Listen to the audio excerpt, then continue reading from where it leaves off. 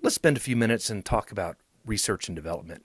So when companies invest in R&D, they have one sole purpose, and that purpose is to develop new products or services in order to generate sales.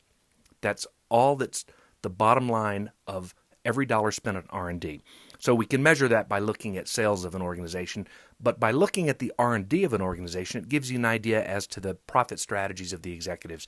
So for instance, here we're looking at Merck, and we're looking at their annual research and development expenses over 4 years, and we can see that there was a significant jump in R&D expenses over 4 years, and that tells us one thing. But if we take a look at R&D as a percent of sales, that tells us something different. So this tells us of the importance of R&D as sales are either going up or going down, and how much executives are budgeting for that R&D expense.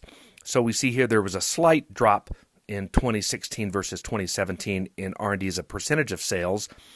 And in fact, if we look once again at the chart above, it showed that R&D expense went down about $100 million. The other thing that we want to look at is we want to look at R&D as a percent of sales versus their competition. This chart shows us the profit strategies and the importance of research and development for our prospect organization versus those that they're competing with. And as you can see here, Merck versus its competitors is significantly more involved in R&D and has a significantly stronger strategy around R&D and innovation. Finally, our dark side of the moon graph down here shows the 3-year trend of the organization that we're calling on, our prospect, in this case Merck, as well as its main competitors.